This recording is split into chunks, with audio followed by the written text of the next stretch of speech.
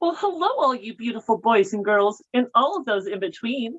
My name is Melina Bitchcock, and I want to welcome you to another fantastic episode of Bitch Talk with Bitchcock, a queer talk show where I get to interview some of the best queer performers from all over. I'm so excited because we have royalty in the house. Ooh, girl! One and only Empress from Salem, Oregon, the beautiful, the talented, the sexual Miss Kurty St James DuPont. Hey, girl. Hey. How are you doing over there, you beautiful thing? Thank you. I did, like you said, the one and the only. There's a couple other ones, but I'm the only. Well, bitch, I think you are a memorable bitch, and there's no confusing you with no one else. This is true. So how are you surviving this last year in lockdown? It has just been a really fun time because I've spent more time at home and I hang out more with Austin, and because he's a bartender, so he didn't have to work either. Ooh, I love it. So it's just, I guess that's nice to have your man at home all the time. Let's not go that far. Well, my love, I'm so excited to finally have you here so we can spill all the tea. I think we should start at the very beginning and tell me a little bit about your first exposure to drag itself. High school, talent shows, we did things like that, and I always liked to be the girl part of it, so I went to an all-boys high school, and so it was fun. And that was it. And then I started going out and going to clubs and stuff like that. And I was like, oh, this is cute. So, you know. At what point did you create yourself as a drag character and become Kurty? Well, I mean, you see me without all this. People always would say, if I had long hair, they'd say I was a girl. If I had short hair, they'd say I was a lesbian. So once I started doing all of this, my mother said, please, please don't come in here saying that you're Boom Boom LeChew or something like that. I said, I miss Kurty. And that was it. And then I started doing the drag pageants and stuff and got a couple of the most powerful names that I feel. And so I miss Kurty St James DuPont, and that's where I'm going to stay. I love that. We'll definitely dive into those names and drag family a little bit later. Tell me a little bit about what was it about drag that actually like attracted you to that world? It was real easy. I never got bullied and stuff because it was real easy for people just to think I was a girl. So then put on wigs, and I have a fascination with a couple of jewels. And what more do you want? I get it. I remember, I think some of my first exposures to drag were like Bugs Bunny, and I would say like all those cartoons where they were cross-dressed, but my mom loved a movie called Tootsie from back in the day. Dustin Hoffman. Yep. And I remember watching that, just like, it wasn't, I mean, necessarily the most beautiful woman in that, but I just was fascinated by the transformation itself, where no one could recognize them and no one had that same opinion that they had on the male persona of that character. And when I started seeing that, I was just like, that is fascinating. I want to do that because you can become someone else. Exactly. I was like, and look at you. You have, when I met you in Medford, you were quick, talking trash, but you have become such a superstar now. Oh, who? Me? Just a superstar? Little old you. It's funny it's funny if I don't know how many queens think about like the moment they started and where they came from, but like you look at the queen who was 15 years ago, or when you met me like 10 years ago, I didn't look like this. I didn't have the confidence I have now. And I think that goes with a lot of us queens. I mean, even looking at you, you've evolved a lot. I mean, come on, girl, look at these lace front wigs now. So tell me a little bit more about like your drag style. I think my drag style, I've always wanted to be glamorous. I like Dynasty. I like ball gowns. I make ball gowns. I make a lot of what I wear because at this size, you can't just go into even Claire. I mean, Classique and all those places, they said, no, we don't have any size. So I go home and make it. Oh my goodness, did you make what you're wearing today? No, I actually got this while I was shopping with Ina. Oh my God. Well, Miss Ina has a good eye because that thing looks stunning on you, especially around like the breast style area. Oh my goodness, so naughty. So, what do you think there's anything that you're able to do that separates you from other performers? Do you have any skills like styling wigs, sewing outfits that helps you along the way? I do so. I can roll a wig. I can't back comb a wig. I can't build it, but I can hot roll it, and I can steam it straight and hot roll it again. So I think my only talent that I can rely on really is sewing. I love to sew. So tell me a little more what goes into actually creating a look when you start to create something for yourself.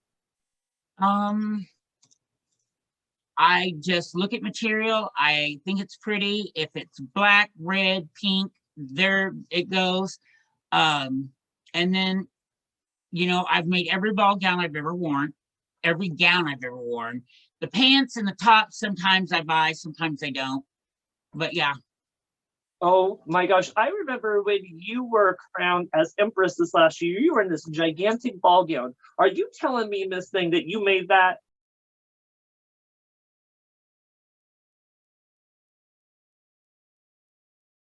I will tell you, not only did I make it, there was one flaw. The back of it, between the weight, it didn't, you couldn't tie it tight enough. So we pinned it, and then the bottom of it was probably 100 yards of that line, that the color you have on right now, that tool, and you sit and you gather it while you watch TV, and then you sew it across the machine, and then you add the ribbon to hold the skirt up, and then you put the bustier on.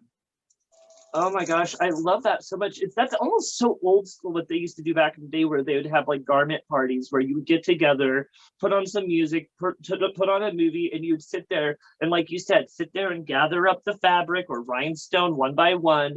And I think there's so much I would say more passion into it because you're putting all that time into creating such just a beautiful garment.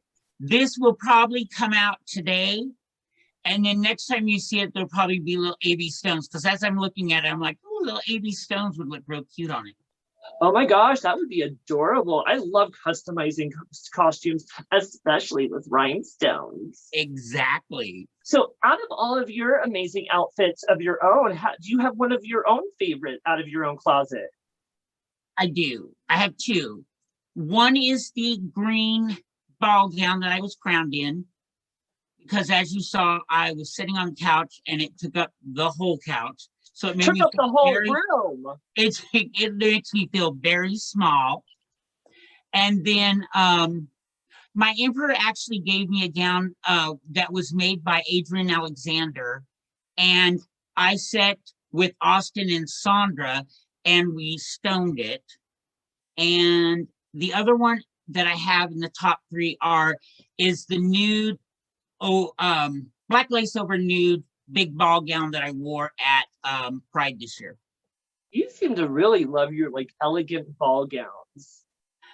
They hide everything from here down. So yes, I do like them. I can just see Miss Kurty be like, hey girl, how you doing underneath that skirt? Be like, I'm great, I'm wearing gym shorts. There you go. So what can we expect from a Kurty St James DuPont performance? Well, I don't buck and twirl, and if I death drop, it would probably be because I died. I try to be as pretty and put together as possible and have as many jewels as I can find on. Oh, I love that. I know that you're really good at going out there, doing a ballad and putting heart and soul into your number. Tell me a little bit what it takes to kind of show that emotion. It probably comes out because the fear of doing a fast number and having to get out there. So I'm very relieved at doing a slow number. So I put everything I have into it. And sometimes they have a lot of meaning. The song means a lot to me. I think my favorite number recently has been the number I did at the Canyon Strong show. I was wondering what song to do, and I played with it, and I watched Deadpool 2, and I found my song. It was called Out of Ashes. Oh, Celine Dion, yes! So that made a big impact, and I felt it from my heart, my soul, and I gave everything I could to that charity show. What kind of music do you tend to be attracted to as a performance? Austin says I have the worst taste in music. Now, he's grunge and rock and stuff. I listen to classic opera and anything that a girl sings. Oh my gosh. Well, I could see you doing some grungy, like punk rock, like Pat Benatar, Joan Jett. I think that would be hot on you. You're like, no. I do like Pat Benatar's We Belong and stuff like that. Joan Jett, Put Another Dime in the Jukebox. If it's a girl, I've heard it, but I don't know. I have stage fright terribly. When I first started out, when I was Miss Gay Salem, I was at the 300 Club. They had a bucket in the back. As soon as I started to go on stage, I would throw up. Oh my God. I mean, do you still suffer from that stage fright to this day being a professional? I'm a professional at some things, but drag is not one of them. Come on, you are too a professional. I appreciate that. I get very nervous, and since we've been out of COVID, I feel like I'm like, ugh, but no, I don't throw up anymore. I mean, that's good though. I mean, we all suffer from nerves and stage fright. And I think no matter how long you've been doing it, how professional you are, we all, get a little nervous once in a while. But once you hit the stage, it's like kind of like a light switch, and it just kind of all happens naturally, at least for me. See, it does that way with Ariel Doll, because when she was on the Ark performing for the animals, that she could just hit it. My gosh, that bitch is a professional. I mean, as old as she is, she better be. Hello, she went to prom with Moses.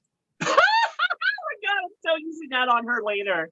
Now, what is it about performing as a queen you love most? The part I love the most is knowing that I'm doing it for a good cause. People say, well, why don't you run for LaFemme? Why don't you do something else? And I was like, well, you'll never see me in just rhinestones and feathers, because there's not that many. Right. Ostrich would become an endangered species. But doing the court stuff and running for crowns, I feel like I'm doing it because it helps other people. And I think that's like I wouldn't say the responsible thing to do with the power of drag, because part of being drag queens, we're kind of like the cheerleaders of the queer community. So part of our job is helping, support what we can. And, doing a charity show, even though you may not be getting paid, it's doing a bigger difference to our world than that $50 in drink ticket you might get. Right. We just happened to be asked to open Pride in Kaiser. Little town of Kaiser, had their first gay pride, and the lady that Claire that put it all together was fantastic. She was lovely, and like we told her, we're here, we're donating our time, we're helping to raise money for your next pride or whatever you want, but that's what we're here for. I love it. I love so much that more and more towns, not just here in Oregon, but all over, are starting to have their own gay prides and, welcoming us queer drag performers to come out and celebrate with them all. I mean, was it a good turnout? It was a great turnout. There was a lot of people there. Really? And I was like, wow. They had face painting, they had cookies, and these people made rainbows and little clouds out of like Rice Krispies, but they did them out of Fruity Pebbles, so they were rainbow. Some girls came out and they played the guitar. Lilac was there, and she read a story to the kids. She did story time. I love drag queen story time. Have you had the privilege to read to the children yet? girl, you know they would not let me in a room full of children and open my mouth. Oh my God. I'd be like, listen, little bitches, here's how it went. Cinderella, she was tired of being, beat down, so she put her shit together and they would throw me out. I don't know about the little boys and girls, but I kind of want to hear that story told by Miss Kurty St James DuPont. No, the one you want to hear is Goldilocks and the Three Bears. That's my kind of show right there. Now, speaking of shows, I know that you are an experienced queen that knows how to not only host and MC a show, but carry a whole audience. Tell me a little bit what we can expect from you as an MC on the microphone. A filthy mouth. Oh, really? Ooh, how filthy? Poor Bob Monroe. He wants to just fall over when I get on the microphone. And Buttercup in Portland goes, haven't these people learned never to give you a microphone? I have a big mouth, and I will talk about a lot of things. Some things people don't want to talk about, some things people do. I have a hair in my mouth. There you go. Is there anything that's kind of off limits from when you're on the microphone? I don't talk about old people except for Ariel, and I don't talk about children or the handicapped children. Oh my gosh, and that's smart. There are some subjects that, a lot of people do tamper with them, but it's just out of respect. It's sometimes better not to, just because we have a whole community that's struggling with different issues, and to sometimes touch on those, you never know who you're going to offend, or not just offend, or hurt their feelings. And that's not our job as drag performers. We're supposed to lift people up, not tear them down. I don't talk about, getting high or the hard drugs and stuff, because you never know who's sitting there trying to do better or whatever. Because myself, I had a bad addiction and I got clean and sober. I've been clean and sober. Memorial Day was 4 years. Oh my God, yes! Congratulations. Used it as a diet plan. So, but yeah, I'm very happy. I'm very healthier from that life. And I don't talk about it on the microphone because I don't want somebody to be sitting there and feel judged. So what other kinds of things can we expect from you on the microphone? I know you're quite the sassy queen. Do you ever get shady on the microphone? Oh, yes. There was a town that a young man wanted to run for a title, and they went so far as to ask him to produce a green card. Ooh. So when I found out about it, I was like, that kind of sucks. And I may have been one of those people that have ran for that title.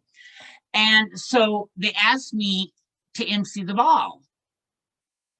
Well, as soon as the music went off and I opened my mouth, I said, hola, senoritas and senors. This is a bilingual program.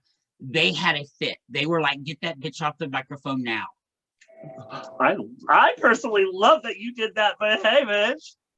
Now, do you consider yourself a funny queen? And if so, what's your sense of humor like? I don't think I'm funny. I just talk what I talk. If I say something, there's two things. One, a lot of people, I tell them the exact truth, the on the Bible truth. But they're like, Kurty is just talking shit. She does not know what she's talking about. The other thing is, I just say what I think. And sometimes people don't like it, but I love it. A sassy queen that does it in a tasteful way. And like what you mentioned in the pre-interview was like, you're kind of the shady bitch with a heart of gold, which yes, you're going to be shady sometimes. Yes, you're going to kind of sometimes cross those boundaries, but it's always done with a nudge, nudge, wink, wink, and a pushing Ariel doll down the stairs. There you go. There was one queen in Portland. When she started out, she was a mess. She wore men's shoes under her gowns. She went out, did it, but I gave her credit for doing it. Well, one night, me and Ecstasy were rolling around in Caravan Glam, and I got out and I just ripped this queen to death. I talked about her, I kicked her down, and then turned around, got in the car. As soon as I got in the car, I said, go around the block. They're like, oh, you're going to do it again? No, I got out and I told her. I said, here's what you do. You go to Fantasy, you get a size 16 or 20 shoe and a Pleasures. Here's what you do. You keep going and you don't listen to no bitch like me with the big mouth. She's one of the most beautiful queens in Portland right now. And she's very tall. That's all I'll say. She's very tall. You know, I did tell you there's nothing off limits, so I got kind of nervous for a minute, but I'm having a good time. Well, it's never too late to cross those boundaries. And speaking of, Miss Kurty, do you want to play a little game? We are going to play a little game of Would You Rather? Okay. And how this will work is I'm going to ask you 2 questionable scenarios and make you choose which one you would rather deal with. Are you ready? Okay.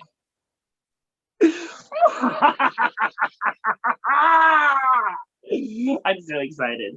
So for number 1, would you rather paint your face in 100-degree weather or do a photo shoot underwater in full drag? I would do the underwater thing because I swim a lot and I love the water. And I can glue this on real good. It'll look real. Yes. Girl, I don't like to paint in 70-degree weather. So hell no. Oh my Sandra, God. see my drag mother Sandra, she is in Stockton. She calls me every day. Oh, it's so hot. It's so hot. How hot is it there? I said, girl, it's 67. Bitch, and hang up on me. Oh my gosh. I swear a drag queen's worst enemy while painting their face is the weather. If it's hot out, literally the paint will sweat off of us as we're putting it on. It's like, no, stay. Yes. Well, fabulous. Now for number 2. Would you rather go skydiving in full drag or walk on a bed of hot coals while lip syncing Lady Gaga? I would skydive. Would you? I would rather skydive because Austin told me the other day, I think your skydiving days are over. They have that skydiving thing in Wilsonville. And we talked about it, but just to prove him wrong. Girl, I would do it. I think that would be so fun, especially if you went as Miss Kurty. I mean, could you imagine a beautiful drag queen just jumping off a plane? Girl, the minute I jumped out, my ball gown would blow up and I'd just be like, hey, sailing. I look like Mary Poppins. Who needs a parachute? I got a ball gown. Bingo. Well, I love it. I love it so much. Now for number 3. Oh, this is the shady one.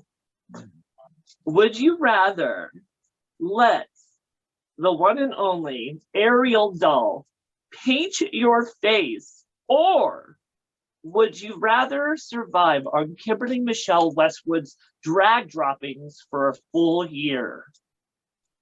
That is the easiest question you've given me all day. 1, Ariel doll could not do anything for me except for fall over and go to sleep. Kimberly Michelle Westwood, I would have to survive on her drag droppings and leftovers. That crazy child, I would have the best wardrobe in the world even then. Now, back to the subject you were kind of talking about, do you feel like there's a stigma that kind of hits us older queens, especially coming from the younger generation? Here's my honest feeling about that. I had it very easy when I was younger because people thought I was a girl. I had long, pretty hair, and you've seen all the curls. I did not get bullied. I did not get harassed. But here's my thing. These kids that are coming up nowadays, and they are demanding everything under the sun. Some have a right to demand, respect me for what I am and who I am. Respect me for my skin color and don't make me feel like shit because I'm not white like Susie. But here's the thing. Some of them forget. It takes the old people, the queens, the dykes, the lesbians. I mean, Gina, Kimberly, Maria, Daryl, Ariel, Ina. I don't like Ariel, but I know she was out there digging clogs at one time. Those are the people that have given you the right to do what you do. They've given you the right to not be strung up, beat down, burnt up, pour gasoline on somebody and light them on fire. They have that right nowadays. I think sometimes if these younger kids, I love the younger generation. I date a younger person. I have always been pro the kitty club. You know, my daughter is Anastasia Dubois, and I think that if they had to deal with the stuff that some of us dealt with in the old days, I don't think they could do it.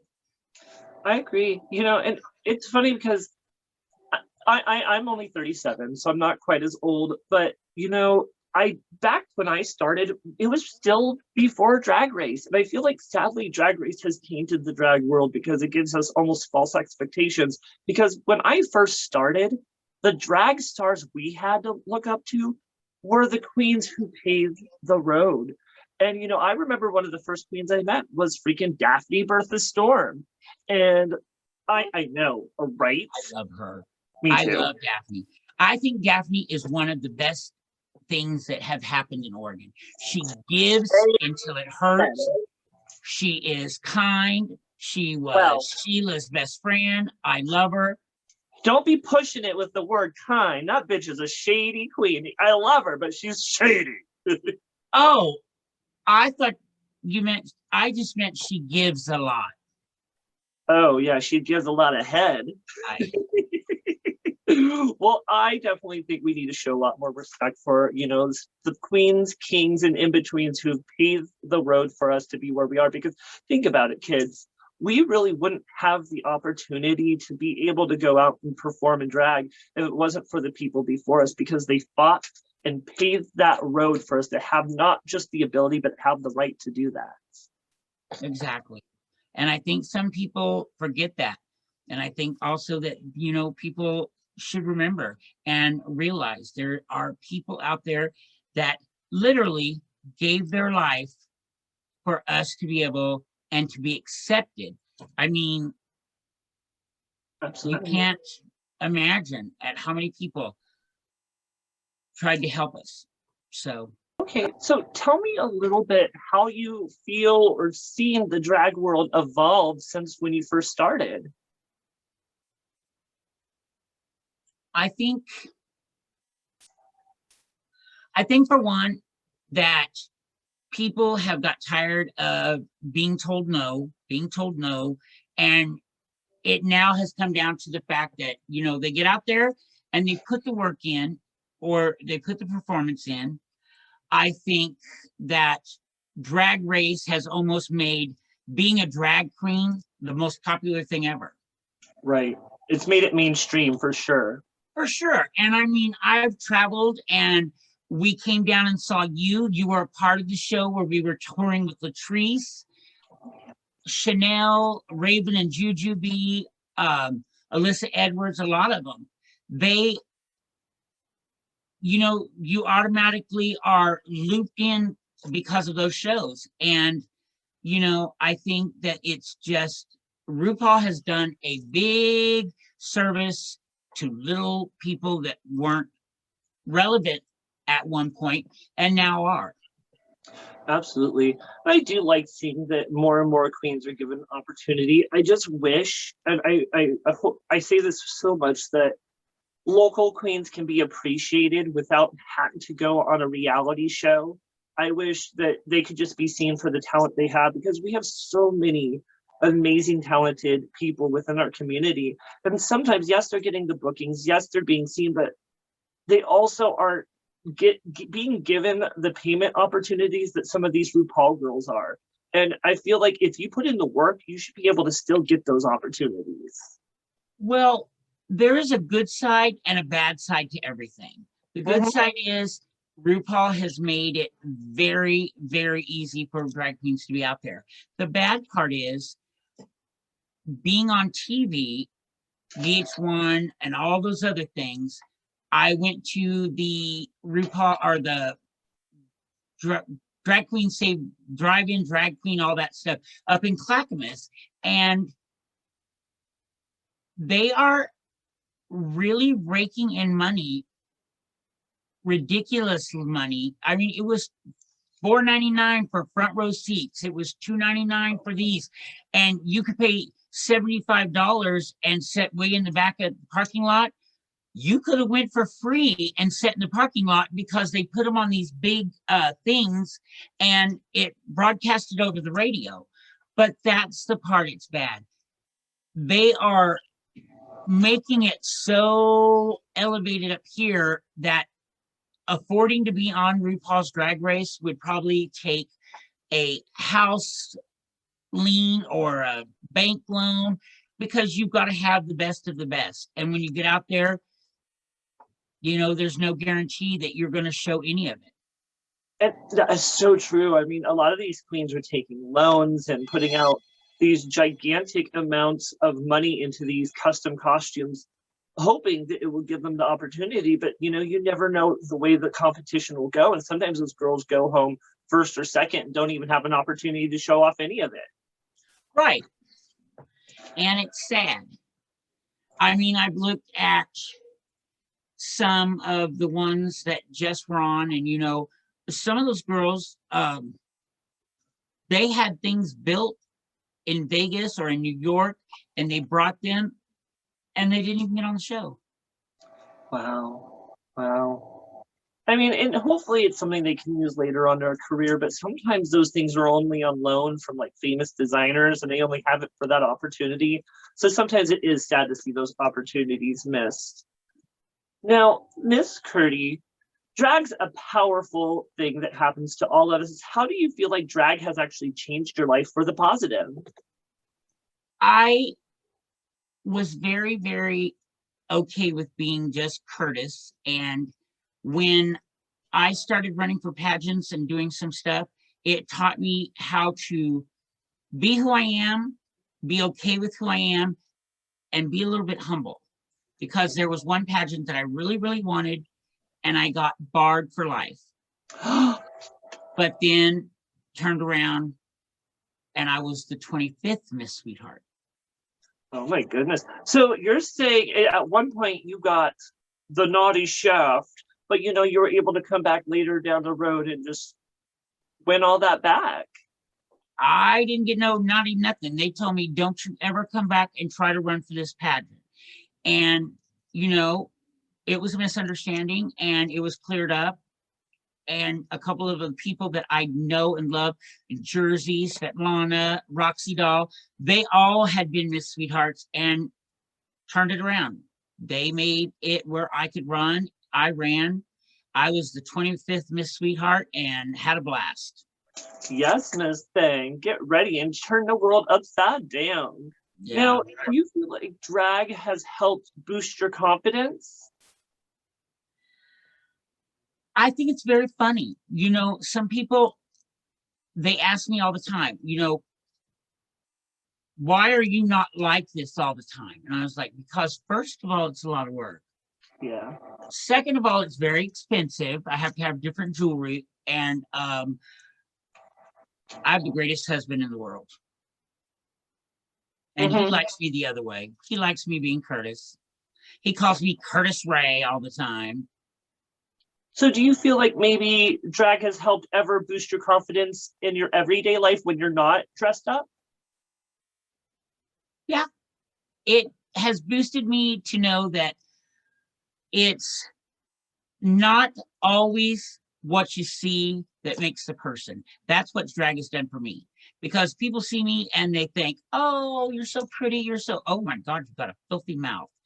And the other way, they're just like, well, you're kind of nice sometimes, but you have a bitchy side to you. So drag has made me realize that it's not always what you see. You can't Can't judge a book by its cover, for sure. So, my love, you mentioned in the pre-interview that you actually thought that drag itself helped turn you into a better person. Could you tell me a little more about that? You know, some people get in drag and they do it to be a superstar. I do it because I enjoy doing it. I like people, you know, hi, you're old, can I take a picture? Blah, blah, blah. That's all great. But I also like that it gives it opens a door to do more for charity. You know, you can get out there and you can do things. I was on the Central City Concern. I started out with the healthcare for the homeless. They saw me at a show. I raised money. And CCC had their very first drag show at a bar because they are a recovery center. The bar Embers, Steve shut down the bar part and served coffee and Cokes and all that stuff and food. All the people that were in the court, they came, they performed, and it just went up from there, you know. Charity work seems like it's very important to you. It seems like you definitely are a queen that uses your platform to not just make awareness, but also make a change within your community. Yeah, CCC was one of the largest companies in Portland, and they help with rehab, they help with housing, they help with medical, you know, and I was one of the clients for all of it. They help with mental health, they give acupuncture, everything. So I went from healthcare for the homeless. They sent me to Washington, D.C. and New Orleans. I went all the way up to sit on the board of directors. And the first thing I got to do was buy a $585,000 pill packer so people could get their pills all in one and just have a pack. And I also got to do things like go out and hand out socks and gloves in Portland in the wintertime, raise coats, you know. Get it, Miss Thing. I mean, that's the kind of work that needs to be done. It needs to be done. It needs to not be a spotlight. It needs to be done. Whether you are this or that, just get out there and help somebody. And anything you do is going to make a difference to those people in need, because, you know, what may be a simple sandwich and some toiletries to you is the world to them, and it's saving them from a whole kinds of, you know, what they didn't have. Austin is one of the biggest promoters and supporters of, if you think in one day what you throw away or what you frivolously throw your money away on, if you put that aside for 1 week or 1 month, you could change somebody's life. Absolutely. The amount of waste we go through as an average person, it's ridiculous. It's like we throw away something because it sat out too long.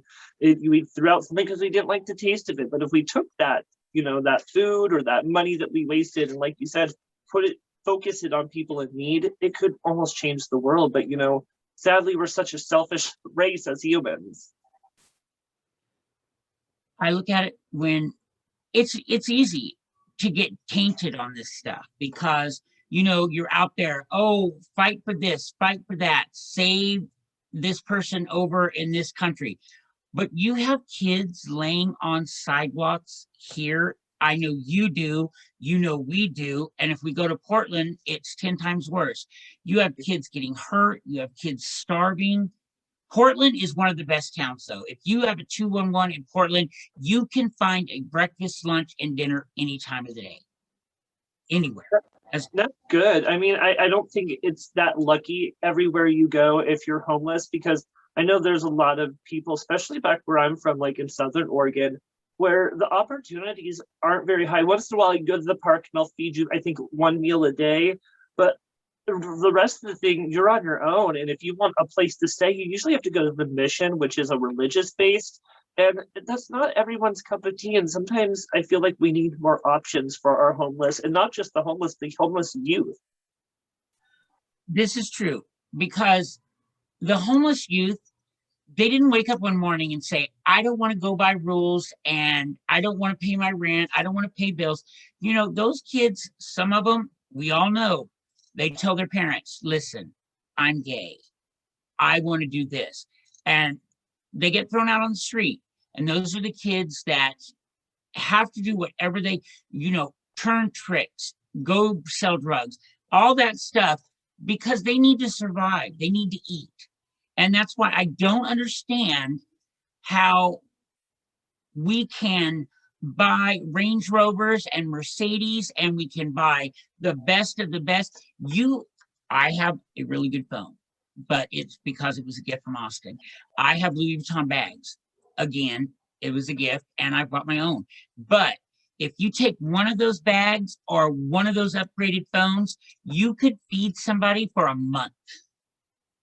And it's true. I mean, if we were more perceptive and open-minded about our spending and the waste that we did in the world, it could definitely make a difference in someone else's life that doesn't have, the benefits we do. We may think, well, we don't live anything special. We just blah, blah, blah. But, you have a roof over your head. You have a warm bed.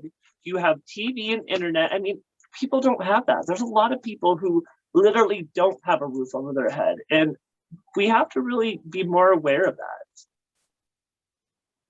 I think about it all the time. Austin is very political. I tell him sometimes, la, la, la, la. He tells me, keep your head in the sand, you ostrich. But I do watch him. I do hear what he says. He said, could you imagine doing what you're doing right now and being homeless? Oh my gosh. He said, where would you go? Where would you put on your makeup? Where would you store your stuff when you're at a show? How would you take a bath and shave? And I'm like, yeah, I understand.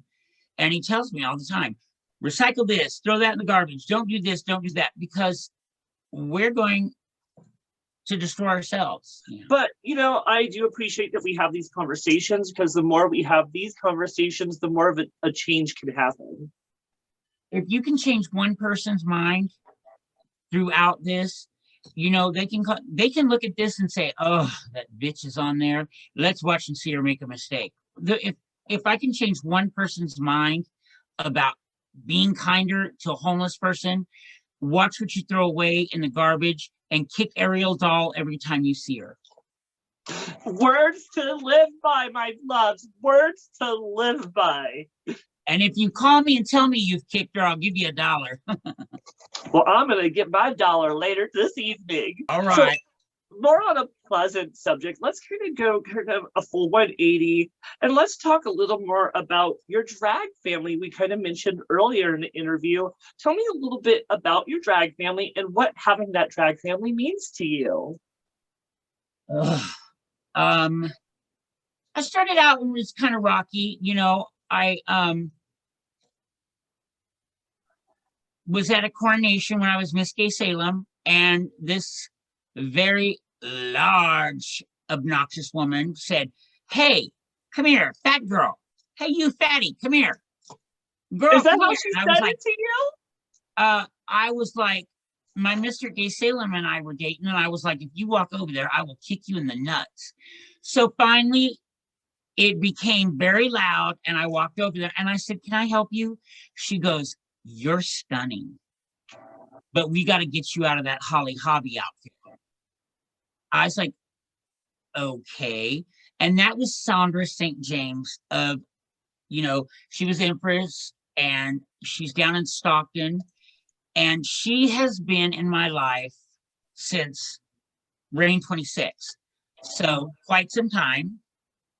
And we're on 43, 44. And in 2 years, it'll be 20 years that I've known her. She has seen me up, down. She's seen me through every crown. She's seen me through losing some children, my niece and nephew that I had in a big, bad, ugly way. And I talk to her 5 or 6 times a day on the phone. And she's my drag mom, and I don't know what I would do. Sheila was the one that gave me DuPont. She actually gave me the name and the DuPont crown and the right to make all the other DuPonts, because she said she was getting tired. That woman would never get tired. She was Empress 196 times in Vancouver. Mm-hmm. And unfortunately, she lost the battle, and she's no longer with us. But she left quite a legacy herself. I mean, when you're out here in the West Coast, they're DuPont scattered all over. And it is a beautiful thing to see because it's like their legacy is living on through all of you. St. James and DuPont, I am very, St. James I got from Daryl, Nasty Attitude St. James, and I got it a long time ago. Sandra, I automatically got St. James from because she's a St. James, and that is my mama. And DuPont I was given to by Sheila. And when there for a while, everyone knows that I had some problems and I got really, really sick. And during that time, I wasn't out. I gave the name and the ability to give that name out to Chronica, because Chronica was that queen in Vancouver. She married the man I love to death, just that much less than I love my Austin, Mikey. And, you know, Chronica has created DuPonts left and right now. The newest one is Epiphany, our one in Vancouver, and you know, she's just amazing. And the DuPont name lives on and goes on and on and on. St. James goes on and on. It is really nice to see that. And it's lovely to see that we all know, especially as queer people, you know, you're born into a family, but it doesn't necessarily mean you're close to that family. So when you find people along your journey that are like-minded like yourself, and you create your own family with those chosen few, I mean, it really is life-changing, especially among a drag family, because you think, oh, a drag mother, they must just be the person who taught you how to do your makeup. But I mean, especially by what it sounds like with what you've described, it's so much more. It's actually a family. It's someone you rely on. Sandra will come up every July. She lived up here for a while, but her mom was, you know, she had to go back to California. She's going to move up here soon, but she comes every year for my birthday and she stays with us. And it just shows me how much I love her and how much she is my family. I talk to her, like I said, 5 times a day. Austin says, good God, what do you people talk about? Nothing. In everything. Everything and nothing. Yeah. And, you know, there are other people in families and other things. I mean, Shaniqua Volt and I are very, very good friends. I adore Daphne, Caress. There's a lot of people out there that Helen Heels is the craziest person ever. I'm becoming very close to Tina Louise Sapphire Dior, that is one of the nicest people, even though she's got the best resting bitch face ever. She will look you down and you will be like, she scared the hell out of me when I first met her. I would not say a word to her. And now she's the coolest part. We spent last weekend just laughing and hanging out. I love her, and she's a good one to literally poke fun with. Like, you can expect a good read or two from her, but she's one of those queens that can't just, you know, she won't just read you down, up and down. She'll let you read her back. And I love it. And you know, and she has the best under the couch, under your tongue. She can say the craziest shit under her breath, and you just have to catch it. Love that. Tell me about how many titles you've actually held through the years. Official crown titles, I was Empress and a Half of Vancouver for Mikey. I was Miss Gay Salem. I was Princess. I was Miss Sweetheart. I've been Empress 33, 42, 43 twice because of the COVID, and Sleeping Beauty after that. Oh my goodness. It definitely sounds like you have been out and about for years, you know, taking those titles, doing work for your community. And speaking of, right now, you are the reigning Empress of Salem. What has that been like?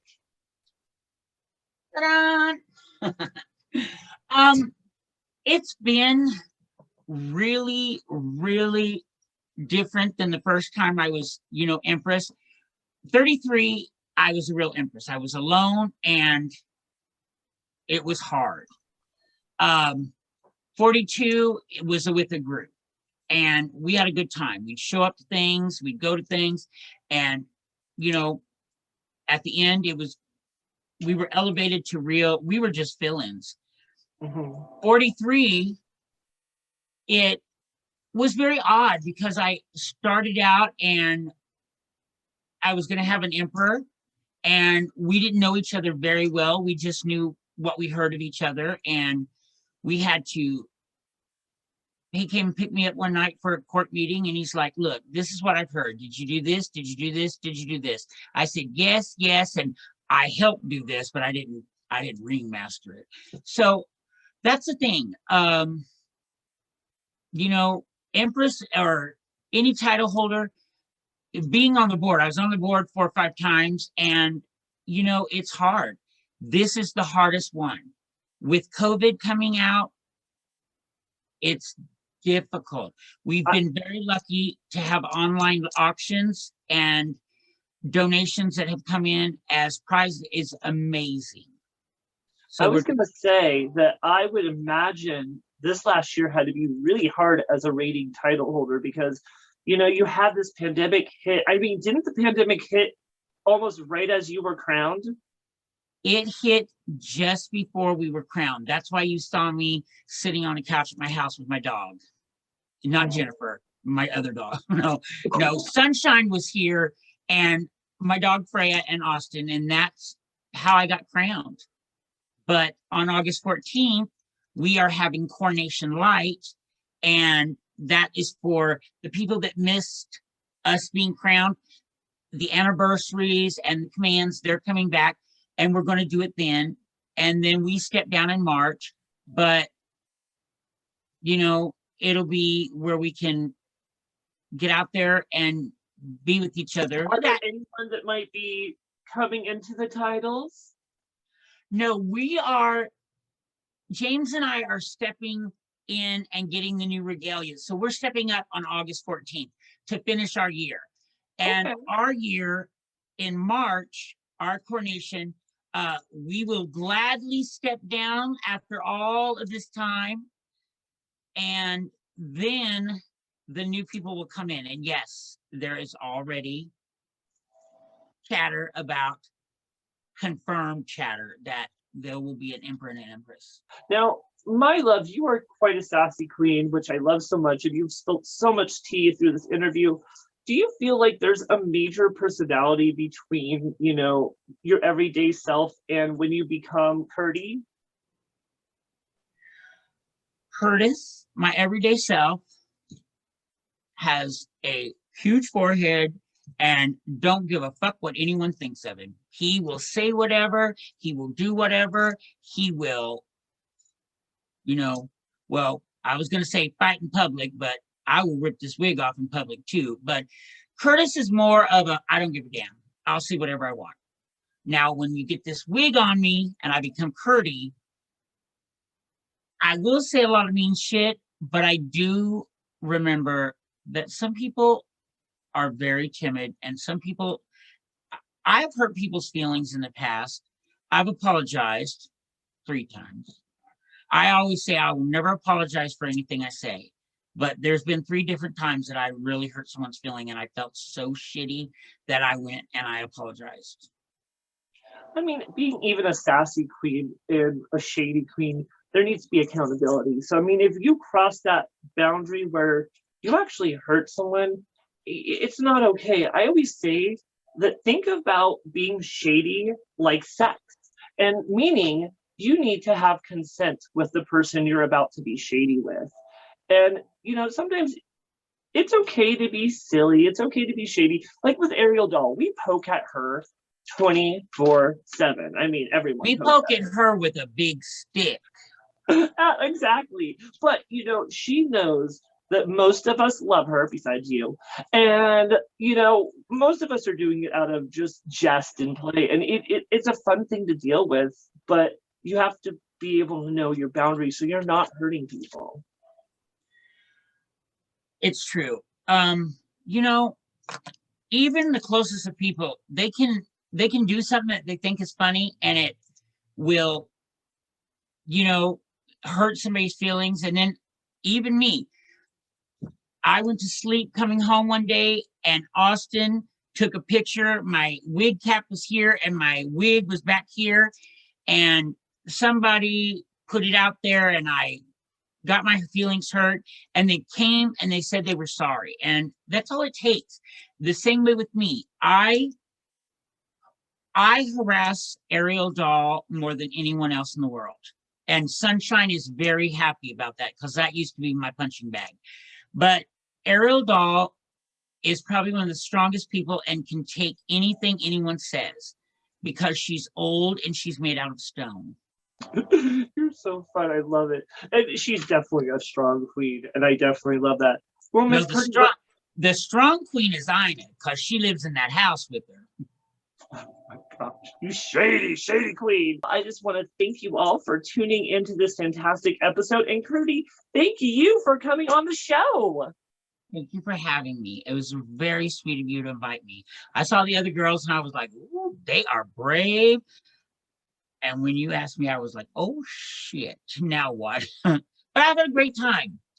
You're probably one of the nicest people. You have come leaps and bounds, and I think you're one of the superstars in Eugene and Oregon and all over the world. You know, I remember you being one of the first pageant queens I ever met, and just thinking, I'll never do better than that, bitch. You know, it was the opposite. I was like, I don't know if I could ever like look like that or be like that. And look at me now. I'm like, I feel that I'm at the same level as you, and I appreciate that, to be able to be like, I love looking at where when you start drag and you look up to certain queens and you're like, oh my God, those are the most amazing superstars. And now you're further in your drag career and you work with those queens as like regulars. And I just kind of love those moments. Girl, if you get a picture of me as Miss Gay Salem, I literally wore lip liner and a nude lip and mascara. I did not wear lashes. I used my own hair and would put on a ponytail or build it up.